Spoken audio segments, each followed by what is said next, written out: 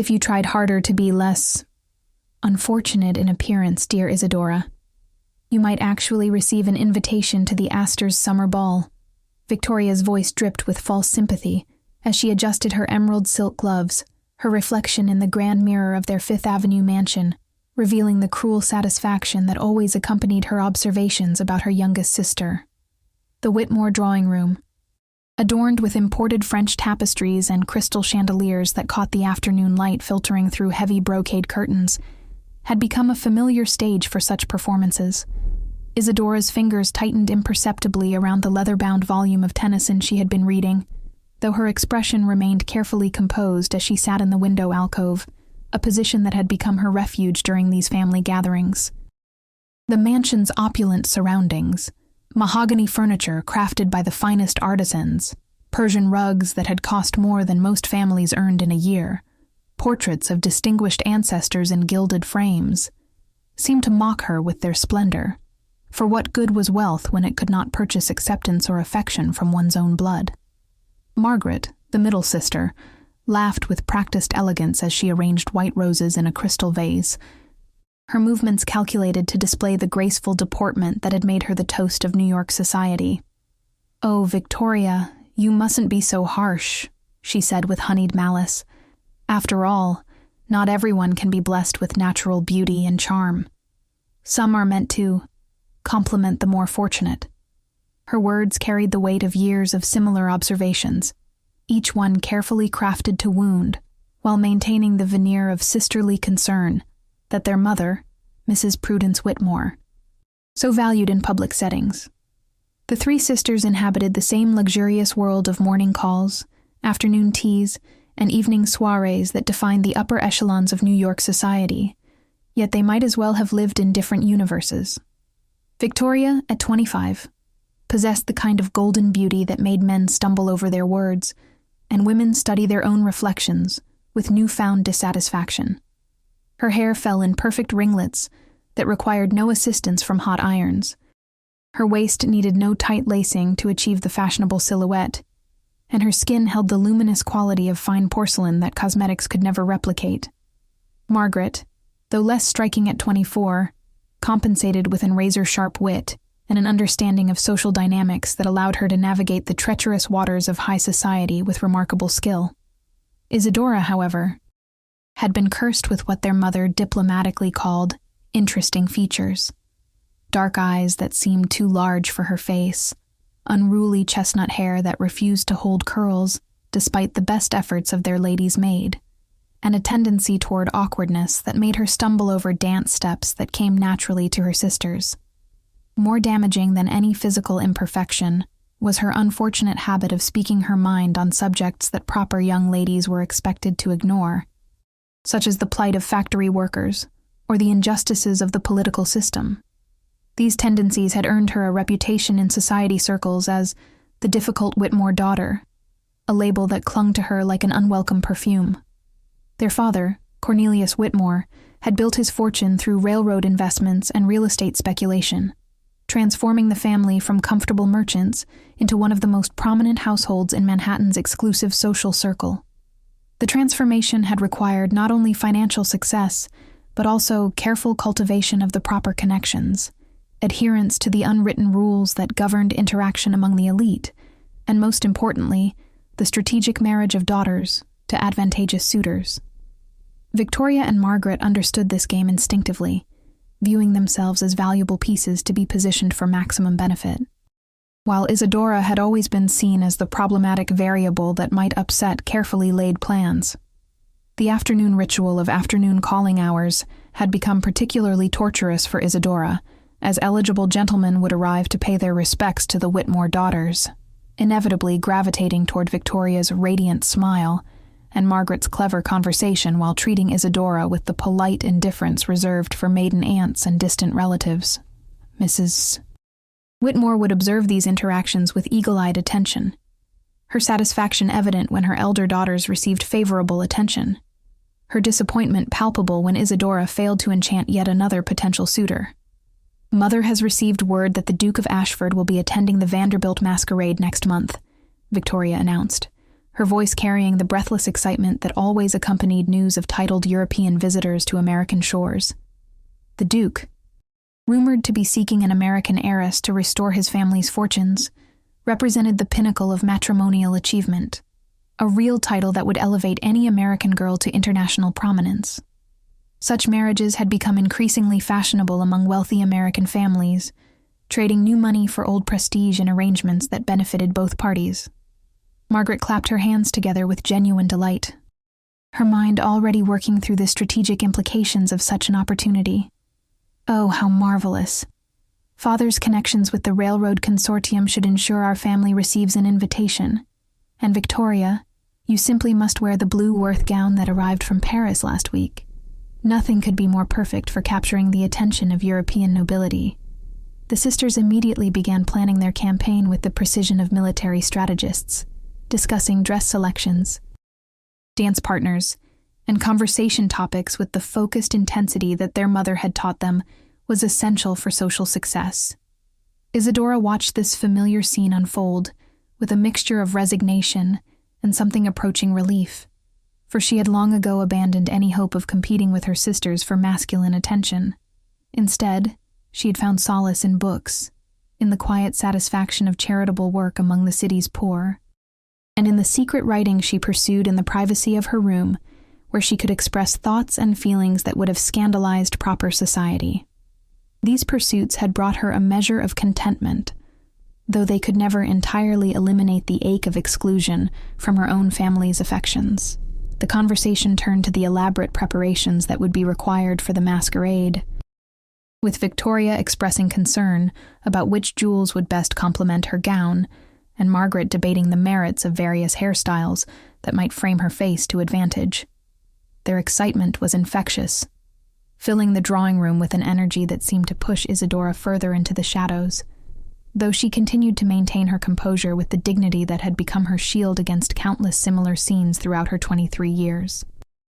As the afternoon light began to fade, casting long shadows across the Persian carpets and highlighting the dust motes that danced in the air, Isadora closed her book and prepared to retreat to her room, where she might find peace in the written words of poets who understood loneliness and the quiet strength required to endure it. The ritual would repeat itself tomorrow and the day after, as it had for years, but she had learned to find small moments of beauty, even in exclusion, though she could never have imagined that her suffering was about to become the very quality that would transform her destiny. The morning brought news that shattered the careful equilibrium of the Whitmore household, like a crystal goblet dropped on marble floors. Though the initial delivery seemed innocuous enough when Thompson, their distinguished butler, presented Mrs. Whitmore with an elegantly sealed invitation during the family's breakfast in the conservatory. The morning light streaming through the glass walls illuminated the exotic orchids that were her mother's pride, but even their delicate beauty could not soften the harsh reality that the envelope contained. "We have been invited to a private dinner at the Ashford townhouse next Thursday evening," Mrs. Whitmore announced, her voice carefully controlled, though her hands trembled slightly as she read the formal script that spelled out their social triumph. "His Grace specifically requested that all 3 daughters attend, as he wishes to become acquainted with prominent American families before the Vanderbilt masquerade." The invitation represented everything the family had worked toward: recognition from European nobility, acknowledgement of their place among New York's most distinguished families, and most importantly, a private opportunity for their daughters to make favorable impressions. Victoria immediately began calculating the advantages such an invitation provided, her breakfast of delicate pastries and imported coffee forgotten as she contemplated the strategic possibilities. "This is even better than the masquerade, as we shall have his complete attention without the distraction of other families vying for notice," she declared, already envisioning herself as the future Duchess of Ashford, gracing English drawing rooms and earning the envy of every ambitious mother in New York society. Her excitement was genuine and infectious, transforming her already considerable beauty into something that seemed to illuminate the entire conservatory. Margaret's response was more measured, but equally thrilled, as she understood the social implications better than anyone in the family. "Father's railroad investments have clearly elevated our standing beyond what we imagined possible," she observed with satisfaction. and this invitation proves that European nobility recognizes the Whitmore name as worthy of their consideration. Her mind was already working through the complexities of international marriage negotiations, the financial arrangements that would need to be made, and the social advantages that would accrue to the entire family through such an alliance. For Isadora, however, the invitation brought only a familiar dread, as she knew her presence would be required, despite her obvious unsuitability for the honor. She had long ago learned to accept her role as the unfortunate third sister, the one whose inclusion was necessary for propriety, but whose contribution would be minimal. "Perhaps I might develop a headache that evening," she suggested quietly, hoping to spare herself the humiliation of witnessing her sister's triumph, while she sat in uncomfortable silence. As surely His Grace would prefer to focus his attention on Victoria and Margaret, without unnecessary distractions. "Absolutely not, Isadora," Mrs. Whitmore declared with unusual firmness, her steel-gray eyes flashing with determination. "You will attend and conduct yourself with the dignity appropriate to the Whitmore name, regardless of your personal preferences. This invitation includes all 3 daughters, and we shall not appear incomplete or suggest that any member of our family is somehow lacking in proper accomplishments." Her words carried the weight of maternal authority and social ambition combined, leaving no room for negotiation or retreat.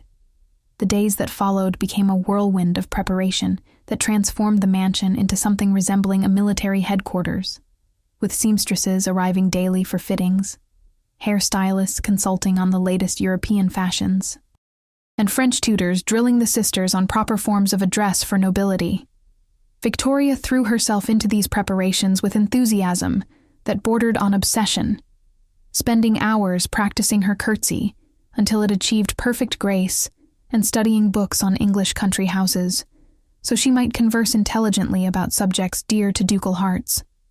Margaret approached the challenge with characteristic strategic thinking, memorizing genealogies of prominent English families and researching the financial troubles that were rumored to plague the Ashford estates. She understood that knowledge was power in such negotiations, and she intended to position herself as not merely beautiful but also politically astute and socially valuable. Her preparations included studying the latest European fashion magazines and practicing the art of meaningful conversation that could convey intelligence without appearing too forward or inappropriate for a properly bred young lady. Isadora's preparations were necessarily different, as her mother focused on minimizing her potential for embarrassment rather than maximizing her attractions. "You must simply remain quiet and pleasant, dear, allowing your sisters to shine as they naturally do," Mrs. Whitmore instructed during one of their private consultations. "Your role is to demonstrate that the Whitmore family produces well-bred daughters in abundance, not to compete for attention that would be better directed toward Victoria and Margaret." The advice was delivered with maternal kindness, but its underlying message was unmistakable. The evening of the dinner arrived with unexpected drama when Victoria discovered a small blemish on her otherwise perfect complexion, sending the household into panic, as various remedies were attempted with increasingly desperate urgency. Margaret, meanwhile, suffered a minor but visible burn on her hand from a curling iron accident, requiring careful bandaging that threatened to disrupt her planned ensemble. These small catastrophes seemed to foreshadow larger difficulties, though none of the family members recognized the omens for what they truly were. As their carriage rolled through the gaslit streets toward the Ashford townhouse, the 3 sisters sat in careful arrangement, designed to prevent wrinkles in their elaborate gowns. Victoria wore blue silk that matched her eyes perfectly. Margaret had chosen deep green that complemented her auburn hair, while Isadora had been assigned a modest brown dress that would not draw attention away from her sister's more dramatic choices. The contrast was deliberate and painful, though Isadora had learned to bear such indignities with outward grace that masked her inner humiliation. The Ashford townhouse proved to be a revelation of understated elegance that made even the Whitmore mansion seem slightly nouveau riche by comparison, with ancestral portraits lining hallways that spoke of centuries of noble heritage. The Duke himself appeared precisely as American society had imagined European nobility should look: tall, distinguished, with graying temples that suggested maturity and wisdom. though his eyes held a sharpness that hinted at intelligence beyond mere aristocratic breeding. His greeting was perfectly courteous to all three sisters, though observers might have noticed that his gaze lingered longest on Isadora's face, as if searching for something he had not expected to find. The dinner conversation flowed through topics appropriate to such gatherings: art, literature, travel, and the subtle differences between American and European society, while the Duke displayed the kind of cultivated charm that came from years of diplomatic necessity. Victoria sparkled as expected, her beauty enhanced by animation, and the knowledge that she was performing at her peak, while Margaret demonstrated the wit and social awareness that had made her such a success in New York circles. Isadora contributed little to the conversation, though she listened with genuine interest, and occasionally offered brief comments that revealed unexpected depth of understanding about subjects the others treated more superficially. As the evening progressed, however, subtle shifts became apparent to those who knew how to observe such things, for the Duke's attention seemed divided in ways that did not follow expected patterns, and his questions often seemed designed to draw out responses that went beyond mere social pleasantries. When the ladies retired to the drawing room after dinner, leaving the gentlemen to their cigars and brandy, the sisters found themselves alone with their thoughts, and the growing realization that this evening might not unfold exactly as their carefully laid plans had anticipated, though none could have predicted the announcement that would soon turn their understanding of the world completely upside down.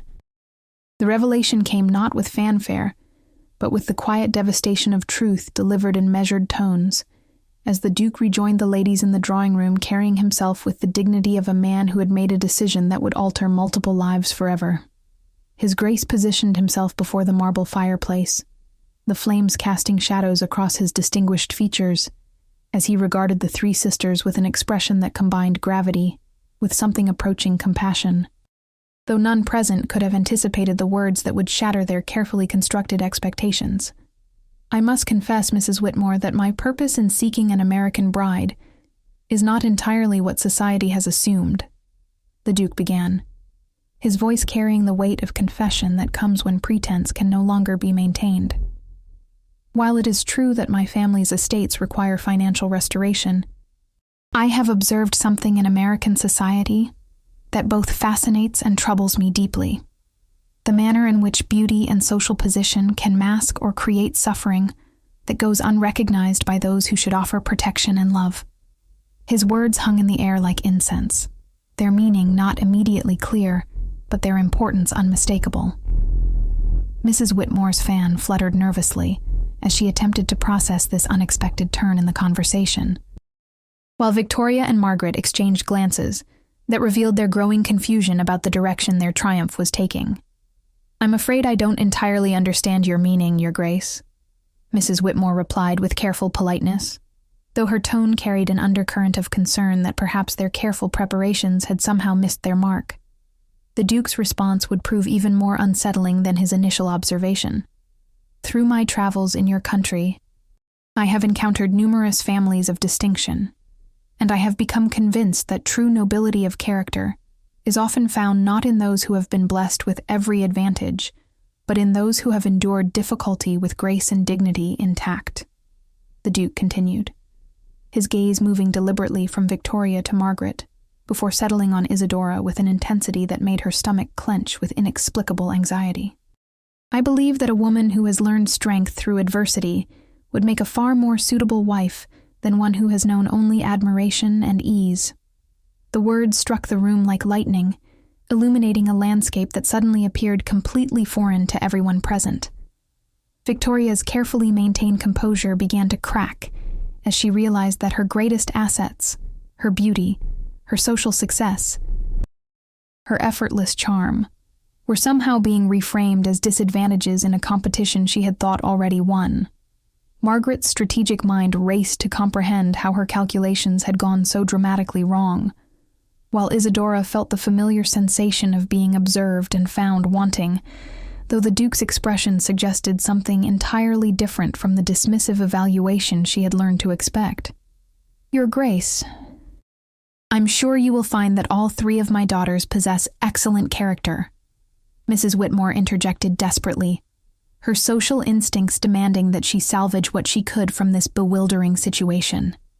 Victoria and Margaret have been raised with every advantage, certainly, but they have also been taught the importance of charity, kindness, and proper Christian values that guide young ladies of distinction. Her words sounded hollow even to her own ears, for she could sense that the Duke was pursuing some agenda that rendered conventional social currency worthless. The Duke's smile held genuine warmth, but also an inexorable determination that suggested his mind was already made. "I do not doubt their excellent breeding, Mrs. Whitmore, but I have become convinced that I require something more substantial in a wife. I need a woman who understands suffering not as an abstract concept, but as a lived reality. Someone who has developed strength and wisdom through trials that would break lesser spirits." His eyes remained fixed on Isadora as he spoke, though she continued to assume his attention was merely polite inclusion, while his real interest lay elsewhere. Victoria finally found her voice, though it emerged higher and more strained than her usual melodious tones. "Surely, Your Grace, you cannot mean to suggest that unhappiness is somehow preferable to joy, or that a woman should be valued for her suffering rather than her accomplishments and natural gifts." Her question carried the desperate edge of someone watching their dreams dissolve without understanding why, for she had never before encountered a situation where her advantages became liabilities. "I suggest nothing against happiness, Miss Victoria, but I have observed that those who have never faced genuine adversity often lack the depth and resilience required for the challenges that marriage inevitably brings," the Duke replied with gentle firmness. "A duchess must be prepared to face not only social obligations, but also the weight of responsibility for thousands of people who depend on noble families for their welfare. Such a position requires character forged through genuine trial, not merely polished through privileged education." Margaret attempted to regain control of the situation through intellectual engagement, her voice carefully modulated to demonstrate the sophisticated reasoning that had always served her well in difficult social moments. "Your Grace raises fascinating points about the relationship between adversity and character development, though surely you would agree that wisdom can be acquired through education and observation, rather than only through personal suffering." Her question was beautifully phrased, but it carried the underlying desperation of someone fighting for ground that was shifting beneath her feet. "Indeed, Miss Margaret, education and observation are valuable, but they cannot replicate the transformation that occurs when one's spirit is tested by genuine hardship and emerges not broken but strengthened," the Duke responded, his tone suggesting that he had given considerable thought to these questions before arriving at his conclusions. "I have seen too many marriages fail because partners had never learned to support one another through true difficulty, having known only success and admiration throughout their courtship." The conversation continued in this vein for another hour, with the Duke skillfully deflecting attempts to change the subject while gradually revealing more of his unconventional philosophy regarding marriage and character. As the evening progressed, it became increasingly clear that his interest in the Whitmore family was not following expected patterns, though the full implications of his perspective would not become apparent until he made his intentions explicit through a pronouncement that would transform Isadora's life from supporting character to the center of a drama she had never sought. Mrs. Whitmore's mounting panic became increasingly difficult to conceal, as she realized that years of careful preparation might be undermined by principles she had never encountered in polite society, while Victoria and Margaret struggled to comprehend how their carefully cultivated perfection had somehow become irrelevant to the very goal it was designed to achieve. The evening that was supposed to mark their social triumph was becoming something closer to a philosophical examination that none of them were prepared to pass, though none yet realized that the test had been designed for an entirely different candidate. As the Duke prepared to make his departure, his final words to the family carried the weight of prophecy, though they seemed merely polite pleasantries to those who heard them. "I shall be making an announcement at the Vanderbilt masquerade that will surprise many, though I hope it will also bring joy to one deserving soul who has waited long enough for recognition," he said, his gaze once again settling on Isadora with an expression that seemed to convey secret understanding. The Whitmore family left the townhouse that evening, convinced they had somehow failed a test they had not known they were taking, though the true nature of their situation would only become clear when the Duke's announcement reframed everything they thought they understood about worthiness, suffering, and the qualities that truly matter in determining human value. The week following the dinner party transformed the Whitmore mansion into a battlefield where anxiety and determination clashed with increasing desperation, as Mrs. Whitmore marshaled every resource at her disposal in an attempt to understand and somehow reverse what she perceived as a catastrophic failure. Urgent consultations were held with social advisors. Letters were dispatched to influential friends who might provide insight into European matrimonial customs. And fevered discussions consumed the household as everyone attempted to decode the Duke's bewildering statements and determine what could be done to salvage their prospects. Victoria's response to the crisis revealed aspects of her character that had been carefully concealed beneath years of perfect deportment and social success, as she found herself confronting the possibility that her greatest strengths might prove insufficient for the first time in her life. She spent hours before her mirror, searching for flaws that might explain the Duke's apparent indifference to her obvious charms, and consulted with beauty experts who promised remedies for imperfections that existed only in her increasingly frantic imagination. Her confidence, so carefully cultivated and seemingly unshakable, began to crumble under the weight of incomprehension and fear.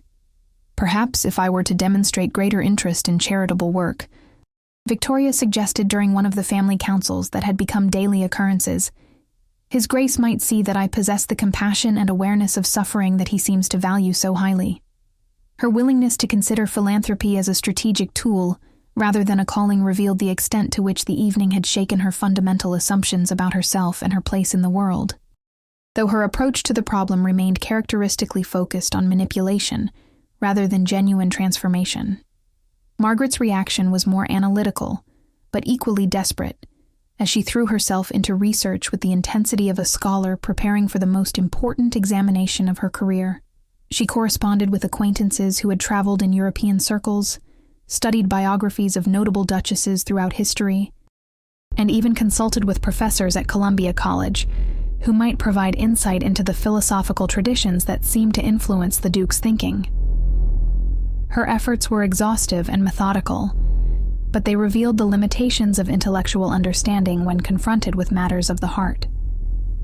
I have discovered that several European noble families have indeed chosen brides based on character rather than conventional beauty, Margaret announced during one particularly tense breakfast, her research notes spread across the mahogany table like battle plans. The Duke of Marlborough married an American heiress specifically because she demonstrated strength during financial difficulties, and the Earl of Pembroke chose his wife after observing her kindness to servants and tenants during a difficult period. Perhaps we can arrange circumstances that would allow me to display similar qualities. Mrs. Whitmore seized upon this information with the fervor of a drowning woman grasping a rope, immediately beginning to plot scenarios that might showcase her daughter's hidden depths, while simultaneously attempting to diminish whatever advantages Isadora might possess through her years of obscurity and social rejection. We must arrange for invitations to charitable events where your compassion can be properly observed, she declared. And perhaps we might organize opportunities for you to demonstrate wisdom and strength in challenging circumstances. The irony of their situation was lost on none of them, as they found themselves trying to manufacture the very qualities that Isadora had developed naturally through years of exclusion and disappointment. The sisters who had dismissed their youngest sibling as socially irrelevant now found themselves studying her behavior for clues about what the Duke might value, though their observations were filtered through perspectives that prevented them from truly understanding what they witnessed. Isadora herself became the unwitting center of attention that felt more oppressive than her previous invisibility, as family members scrutinized her every word and gesture for evidence of the mysterious qualities that had apparently captured ducal interest. "Tell me, dear, what exactly did you and His Grace discuss during those moments when he addressed you directly?" Mrs. Whitmore inquired with forced casualness, her desperation barely concealed beneath maternal solicitude. The questions came daily, each one designed to extract secrets that did not exist, for Isadora remained convinced that she had somehow misinterpreted the Duke's polite attention. "I'm quite certain His Grace was merely being courteous, Mother," Isadora replied, with the quiet dignity that had become her shield against family scrutiny. Our conversation was entirely conventional. He asked about my reading preferences and my thoughts on American literature compared to European traditions. I cannot imagine that such mundane topics could have held any particular significance. Her inability to recognize her own worth continued to blind her to the reality of her situation, though her natural humility was precisely one of the qualities that had distinguished her in the Duke's estimation. As the days passed, and the Vanderbilt masquerade approached, the household's anxiety reached fever pitch when rumors began circulating through New York society about the Duke's upcoming announcement. Various theories emerged about the nature of his intended revelation, with speculation ranging from business ventures to political affiliations, though few suspected the personal nature of what he planned to reveal. The uncertainty created an atmosphere of electric tension that affected everyone in the mansion, from the family members to the servants who whispered among themselves about the strange moods that had overtaken their employers. Victoria's desperation led her to increasingly dramatic gestures designed to capture attention and demonstrate her supposed depth of character, including an ill-conceived attempt to organize relief efforts for factory workers that revealed her complete ignorance of practical charity work. Margaret's efforts were more sophisticated but equally misguided, as she attempted to engage the Duke in philosophical correspondence that demonstrated her education, but missed entirely the emotional authenticity he sought. Both sisters were working harder than they ever had in their lives, yet their efforts only highlighted the artificial nature of their suddenly developed social consciousness. The most painful aspect of this period for Isadora was watching her sisters struggle with concepts that she had lived with for years, seeing them attempt to understand suffering as an academic exercise while she had experienced it as daily reality. She felt compassion for their confusion, even as she wondered why anyone would deliberately seek out the kind of emotional pain that had shaped her character, unaware that her capacity for such empathy was itself evidence of the strength the Duke had recognized and valued. Mrs. Whitmore's final strategy involved arranging a series of carefully orchestrated social events designed to showcase her daughter's newly emphasized virtues, while simultaneously attempting to discover more about the Duke's intentions through careful social reconnaissance. These efforts required considerable financial expenditure and social capital, representing the family's last desperate attempt to control a situation that had already moved far beyond their influence.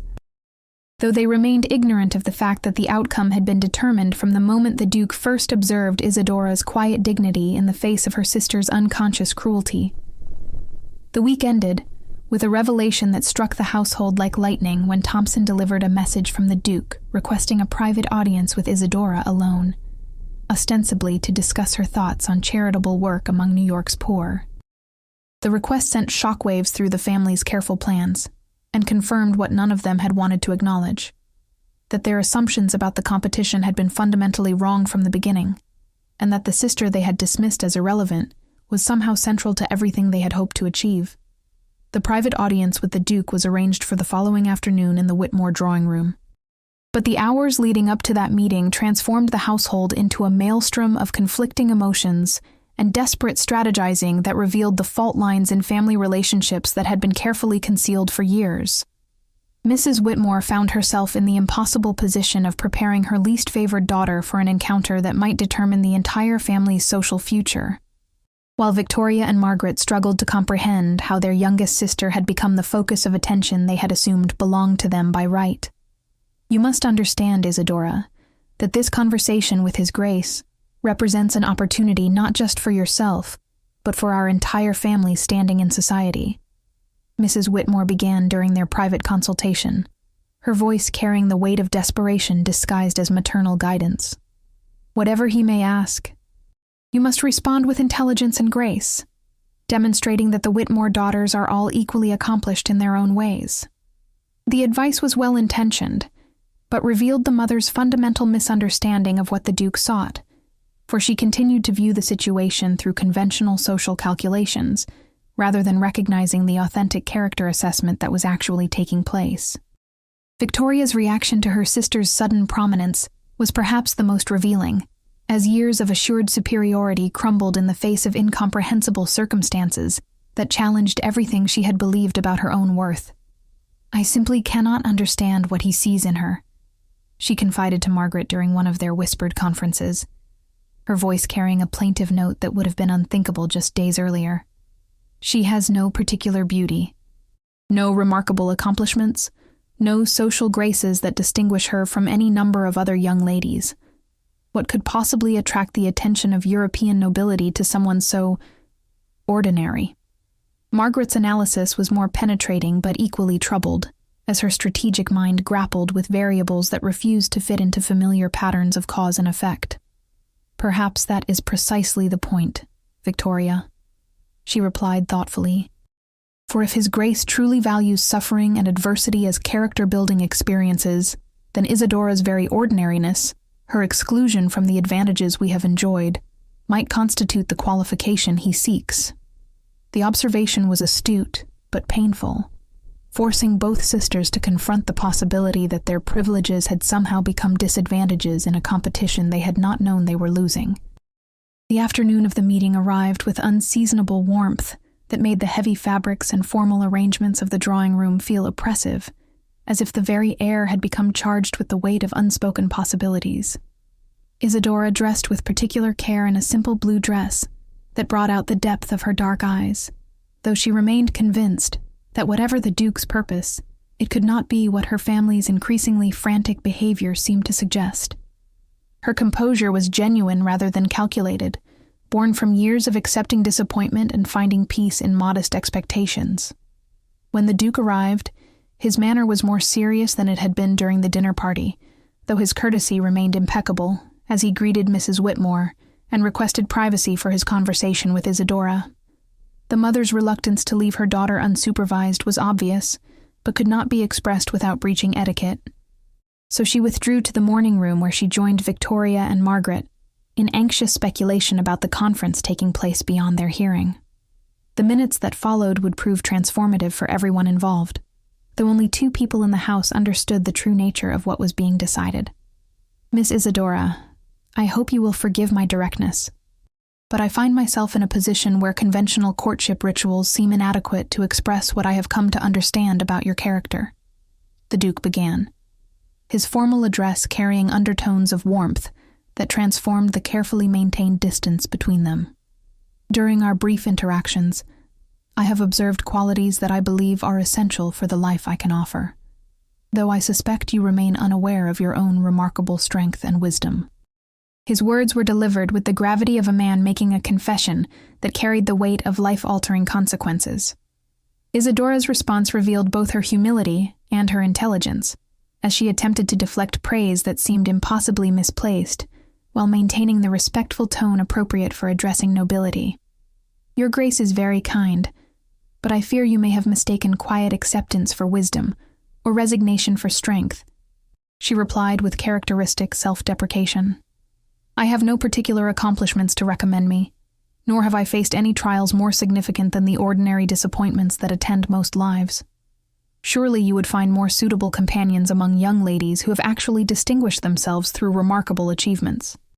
The Duke's response would prove to be the turning point not only of their conversation, but of Isadora's entire understanding of herself and her place in the world.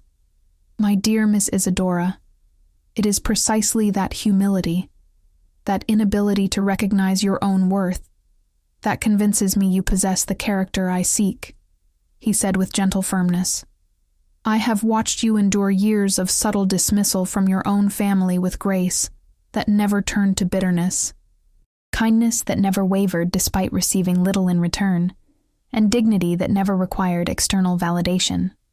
These are not ordinary qualities, but extraordinary ones, rare enough to be precious beyond conventional beauty or social accomplishment." The revelation struck Isadora with the force of lightning, illuminating a landscape she had never seen clearly, as she began to understand that her years of quiet endurance had been observed and valued by someone whose opinion mattered more than she had ever dared hope. "But, Your Grace, surely a duke requires a wife who can enhance his social position, who possesses the beauty and charm that society expects from nobility," she protested, her voice betraying the emotional turmoil that his words had created. "I could never be the kind of duchess that would bring credit to your family name or grace your ancestral halls with appropriate elegance.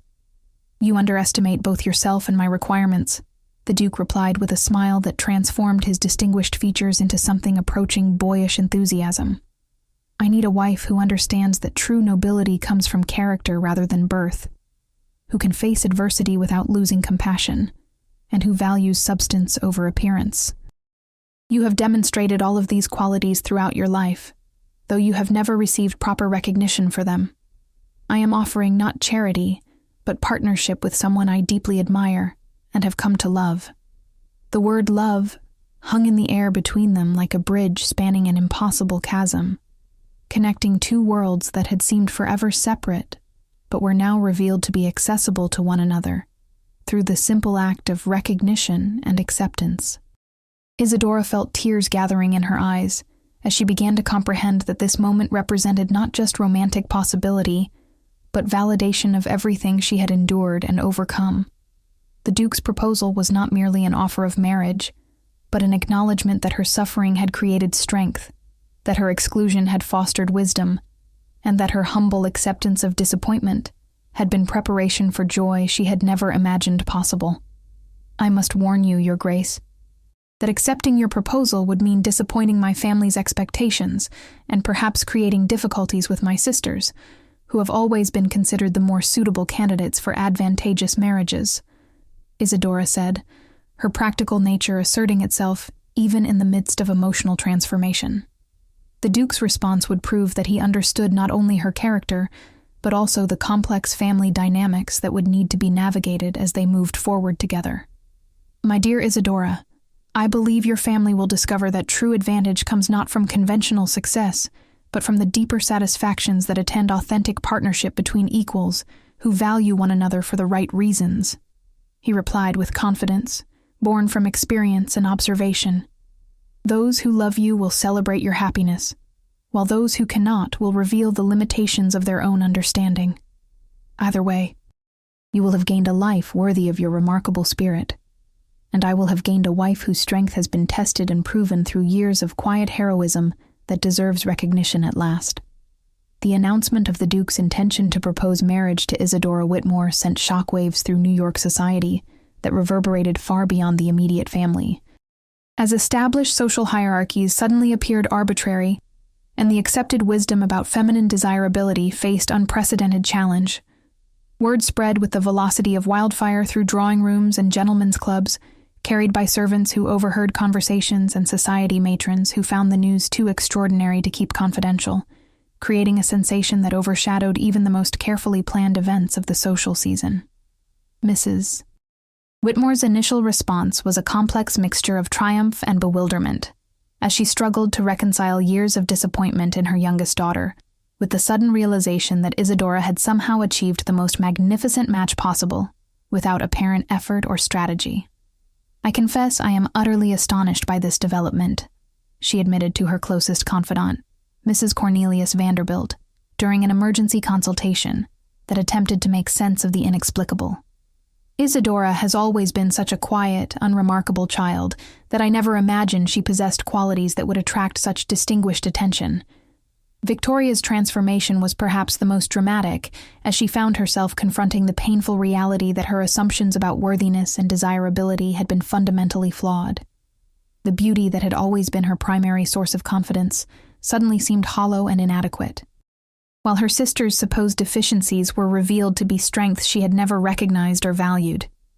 "How could I have been so blind?" she confided to Margaret in private moments that revealed genuine anguish beneath her perfect exterior. "All these years I pitied her, when perhaps she was developing exactly the qualities that truly matter." Margaret's reaction was more analytical, but equally profound, as her strategic mind worked to understand the principles that had governed the Duke's choice and apply them to her own future prospects. "We have been operating under false assumptions about what constitutes genuine attraction," she observed, with the clinical precision that characterized her approach to complex problems. "If suffering and adversity truly create superior character, then perhaps we should be grateful for any difficulties we encounter, rather than attempting to avoid them through social privilege and family connections. The most remarkable transformation, however, occurred in Isadora herself. As she began to understand that her years of quiet endurance had been preparation for responsibilities and opportunities she had never imagined possible. The Duke's recognition of her worth created a foundation of confidence that allowed her to see herself through new eyes. Though the change was gradual and required conscious effort to overcome decades of self-deprecation and modest expectations, she began carrying herself with the dignity appropriate to her new position, though her fundamental humility remained intact and actually enhanced her natural grace. The engagement was officially announced at the Vanderbilt Masquerade Ball, where the Duke's declaration created a sensation that overshadowed every other event of the evening and established Isadora as the center of attention she had never sought, but now handled with remarkable poise. Dressed in a gown of deep silver silk that complemented her dark hair and emphasized the quiet elegance that had always been present but previously overlooked, she stood beside the Duke as he addressed the assembled company, with words that challenged conventional wisdom about feminine virtue and aristocratic marriage. "Ladies and gentlemen, I have the honor to announce my engagement to Miss Isadora Whitmore, a young lady whose character has been shaped by experiences that have created strength, wisdom, and compassion of extraordinary depth," the Duke declared to the hushed ballroom, his voice carrying across the crystal chandeliers and elaborate floral arrangements to reach every corner of the magnificent space. "I have chosen her not despite her sufferings, but because of the magnificent spirit they have revealed. For I believe that true nobility is demonstrated not through privilege, but through grace under pressure." The response to this announcement was immediate and complex, as some guests expressed genuine delight at the romantic triumph, while others struggled to understand how their social calculations had proven so dramatically incorrect. Conversations buzzed with speculation about the Duke's unconventional criteria and the implications for other young ladies who had assumed their advantages, guaranteed their desirability. The evening marked not just Isadora's personal transformation, but a broader questioning of the values that governed elite society's approach to marriage and social status. Victoria and Margaret's public response was gracious and supportive, as their breeding demanded, but their private struggles with the new reality created opportunities for growth that would ultimately benefit all three sisters. Victoria began to examine her own character with unprecedented honesty, while Margaret started to value authentic relationships over strategic social positioning. The family dynamics that had been defined by comparison and competition gradually evolved into something approaching genuine affection and mutual respect. The weeks following the engagement announcement brought a whirlwind of activity as wedding preparations began, and Isadora found herself navigating the complex world of international society as the future Duchess of Ashford. Her natural intelligence and genuine interest in others served her well in these new circumstances, though she never lost the humility that had first attracted the Duke's attention. The transformation was remarkable, but authentic, as recognition of her worth allowed qualities that had always been present to flourish and develop. Mrs. Whitmore's attitude toward her youngest daughter underwent a complete reversal, as she began to see Isadora's quiet strength and emotional intelligence as valuable assets rather than social limitations. "I realize now that I failed to appreciate your remarkable qualities, my dear," she confessed during one of their private conversations, "and I hope you will forgive a mother's blindness to virtues that should have been celebrated rather than overlooked." The admission was painful, but necessary for rebuilding their relationship on a foundation of mutual respect. The Duke's patient courtship during their engagement period allowed Isadora to gradually adjust to her new circumstances, while maintaining the authenticity that had originally attracted his admiration.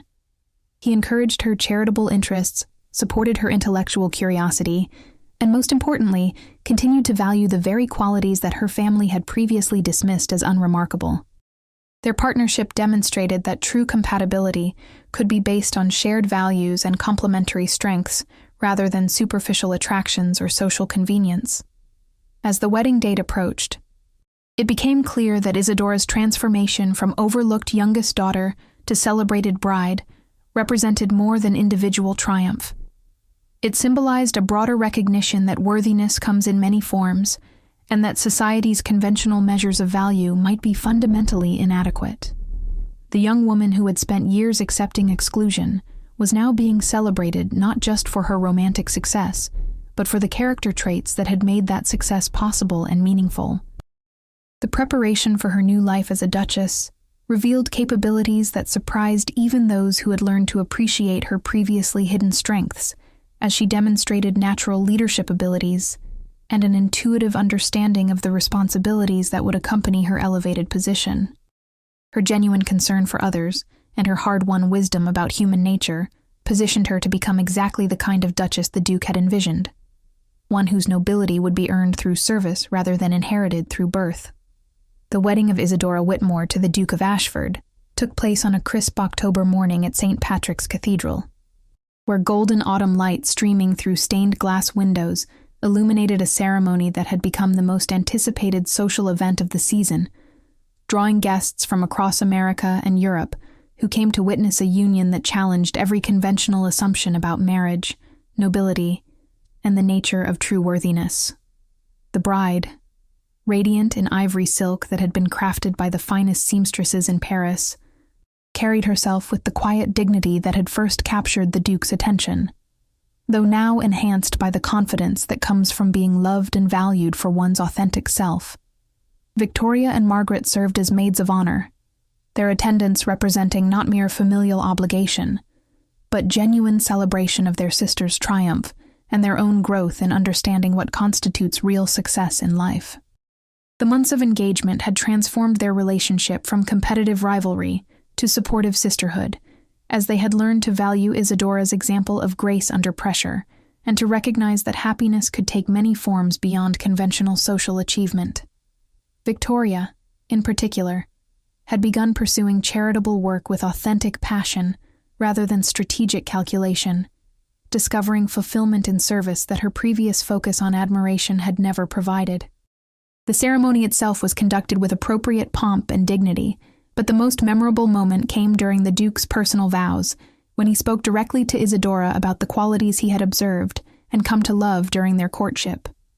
"You have taught me that true nobility lies not in what one possesses, but in how one responds to adversity, not in being served, but in serving others, and not in seeking recognition, but in maintaining integrity when recognition seems impossible," he declared before the assembled congregation, his words carrying across the cathedral to reach every guest who had come to witness this unconventional union. Isadora's response was characteristically humble, but revealed the strength that had sustained her through years of exclusion and now prepared her for the responsibilities of her new position. "Your grace has given me the greatest gift possible, not elevation to your station, but recognition that worthiness comes from character rather than circumstance," she replied, her voice clear and confident despite the magnitude of the moment. "I promise to honor that gift by using whatever influence I may gain to serve those who, like myself, have known suffering and found strength through enduring it, with dignity intact."